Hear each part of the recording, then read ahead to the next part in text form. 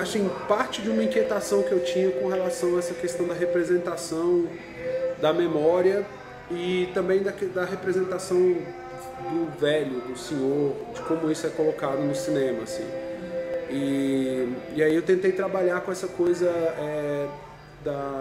das memórias desse senhor e desconstruir isso usando como um pano de fundo, assim, como uma coisa um pouco distante a ideia da ditadura militar, que não era assim o objetivo principal do filme, era tratar disso. O objetivo principal era chegar nessa coisa das memórias mesmo, de como as memórias ficam ao longo da vida, como que as pessoas reinterpretam aquilo, como que você, enfim, a todo momento é refém de uma certa maneira da sua memória. A gente tentou trabalhar assim no roteiro e com os próprios atores muito essa questão da violência, a violência sutil, assim, a tortura em si é um processo, até durante o processo do filme a gente lendo coisas e é um processo muito, muito louco, assim, porque no final das contas o torturador ele tem uma dependência do torturado, porque é através do torturado que ele consegue extravasar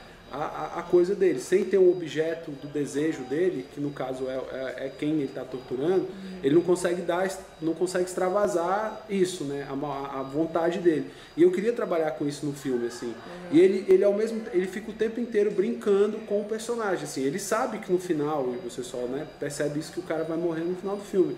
Mas ele já tem essa consciência de tudo que ele está fazendo, assim. Ele já tem a consciência e ele vai aos poucos avançando naquele ponto de conseguir o que ele quer e depois descartar o cara quando ele termina a morte, assim, né?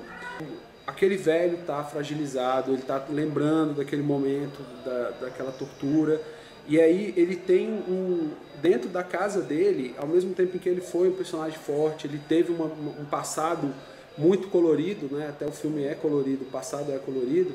Ele, naquele momento, ele está fragilizado, assim, e o neto dele é quase um rival, assim. A estrutura que eu tinha pensado dramaturgicamente, assim, era que a mãe cuidava daqueles dois personagens como se fossem filhos, assim. Entendo. Mesmo sendo pai, ela tem que cuidar dele, porque ele tem problemas respiratórios, enfim. E o filho tem aquela é quase como se fosse uma briga de irmãos mesmo, aquela disputa pelo carinho da mãe, enfim.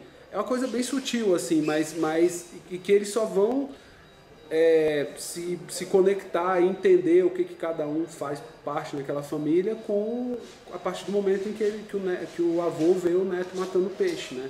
Então, que é um happy end meio torto, assim, que ele se reconhece no neto, mas de uma maneira estranha, assim, né? A solução do conflito é com essa coisa estranha de ver o neto matando um peixe, assim. As cenas, na verdade, foram bem o menino que faz o neto, ele não, o Ricardo Zades, ele não participou. A maioria das cenas que a gente vê do peixe e tal, ele não estava presente, assim. A única cena que ele viu o peixe mesmo é aquela cena final em que ele tira o peixe. As restantes a gente não colocou ele, assim, eu tinha combinado isso com a mãe dele. Acho meio desnecessário, na verdade, pro decorrer do filme. A cena principal ele tá, mas nas outras cenas a gente não colocou. E aí a gente tinha um aquário que a gente tentava, quando o peixe começava a ficar estressado, ficar sem ar, a gente trocava de peixe, tinha dois peixes iguais.